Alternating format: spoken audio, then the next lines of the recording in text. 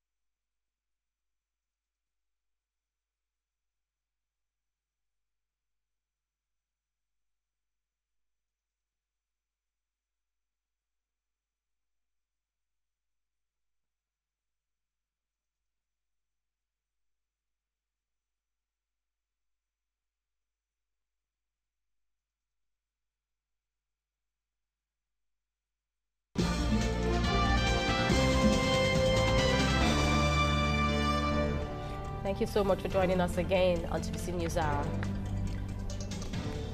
To Osun State now, where some groups have condemned in strong terms a statement credited to the Academic Staff Union of Universities, the University of Ibadan chapter, who allegedly called the University of Ilorin a terrorist institution. The groups include Good Governance and Leadership Assessment Initiative, National Congress of Nigerian Students, and the World Institute for Peace. All three say the association hasn't conducted itself in a civilized manner. The representatives of the group who spoke in Osogbo, the Osun State capital, called on the zonal chapter of ASUU and the national body of the union to retract the statement and issue a public apology to the University of Ilorin. They, however, threatened litigation against the Ibadan chapter of ASUU and the national body itself should they fail to issue the public apology. Expect the ASUU and the national to do is, as a matter of urgency, to dissociate themselves from such remarks that was made by the University of Ibadan's chapter of ASUU, that University of Ilorin, as far as they are concerned, is not a terrorist organization or a terrorist institution. This era of democracy, when anything happens, we expect ASUU to call the university management and sit down on a round table and discuss it.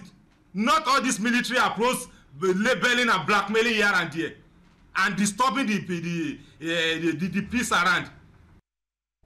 In other reports, a former deputy governor of the central bank, Ernest Ebi, believes fixing Nigeria's structural economic imbalance is key to sustaining the country's exit from recession.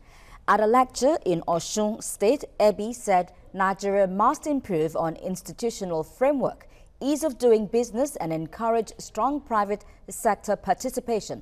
The former CBN deputy governor is worried that the federal government's economic recovery and growth plan has no clear timeline. What the country needs at this time to sustain this exit from recession, so we don't have a double dip, is a fundamental transformation of the economy that will address the structural economic imbalance, improve on institutional framework, ease of doing business, infrastructure, and strong private sector participation. On this, I share the federal government's cautious optimism on the exit from recession and the resolve to ensure a sustainable economic development of the country through the faithful implementation of economic recovery and growth plan. We need to be disciplined as a nation. We need to control our tastes. We need to be focused and to go the pathway of recovery. And the pathway of recovery is self-discipline. It is planning. We're learning that we actually planned, but it came a little late. So I'm to tell you that Nigeria needs to wake up.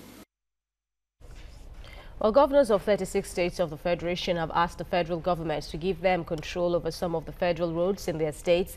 This formed part of their demands at the National Economic Council meeting presided over by Vice President Yemi Osinbajo at the Presidential Villa in Abuja. The council expressed concern over issues of road construction, damage and maintenance, suggesting that the Ministry of Power works in-house and come up with strategies to regulate the weight of heavy-duty vehicles plying the road.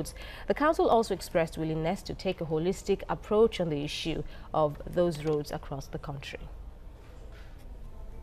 Elites in the country have been urged to team up and come up with lasting solutions to the fundamental challenges facing the country.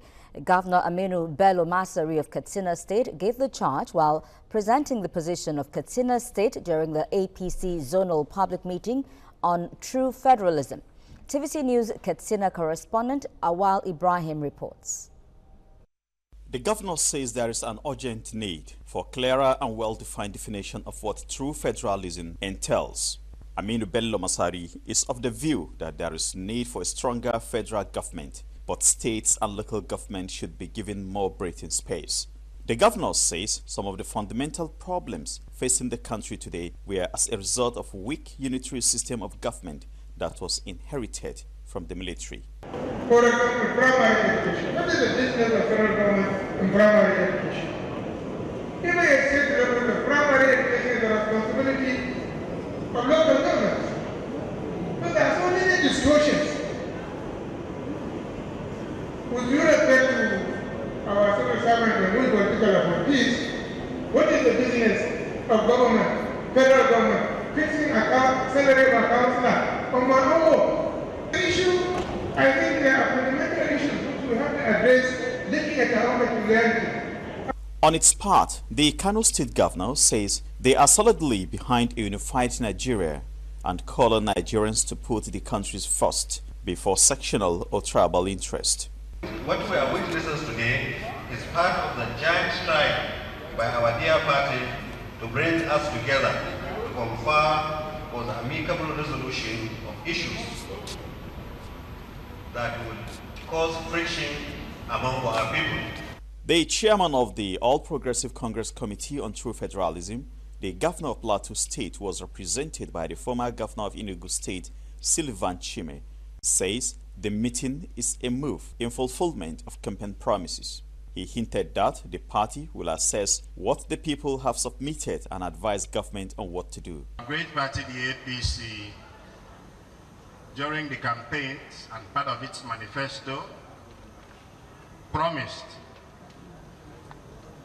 to encourage restructuring.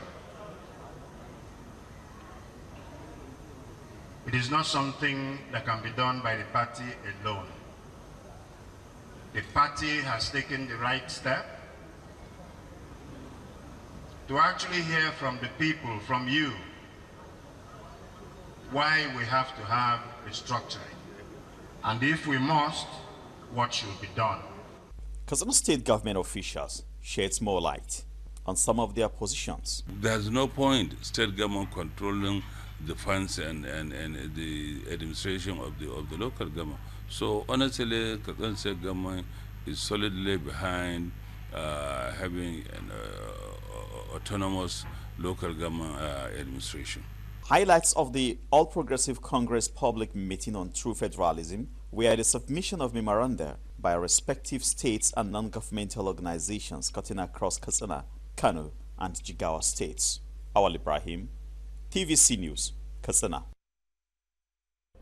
The drive by the federal government to diversify the economy through the mining sector is achieving significant progress. The Sokoto State Commissioner for Solid Minerals, Barrister Mohammed Bello Goronyo, stated this while speaking to TVC News in his office.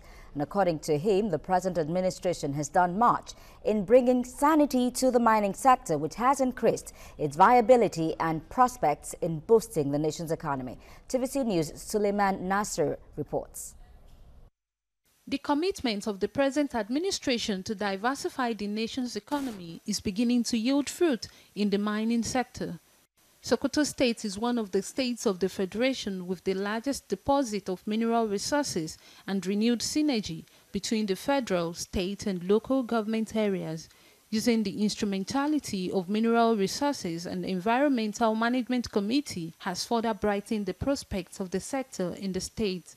The minister and of course his team has done marvelously well, and they are continuing to do a very good job there. We appreciate the zeal, the commitment, and of course the engagement, the synergy the minister and the ministry is building between the states and the federal ministry to ensure that this area is well harnessed. The commissioner believes that involving states in the issuance of mining consents will better assist in proper profiling of real miners operating in the country. Meanwhile, the Sokoto State government's arrangement to bring together informal miners in order to facilitate the accessibility of funds available for development of the sector has almost been concluded. Before that consent is given, the ministry should be contacted. Who is coming to our land? What is he going to do?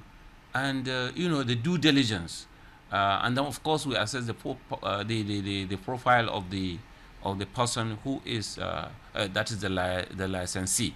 The recent revelation by the Nigerian National Petroleum Corporation that it will soon begin oil exploration in the Sokoto Basin comes as cheering news to the state government, who believes it will give the state an added advantage. The state government have been able to actually commit a lot of resources in identifying these resources, the solid mineral and hydrocarbon.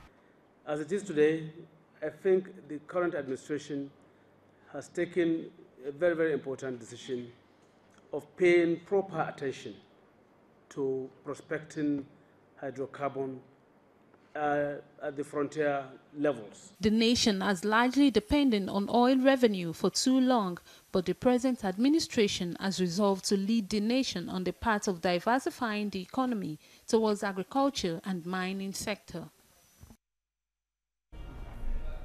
Well, we have more stories for you right after the break in business and in sports. To stay with us.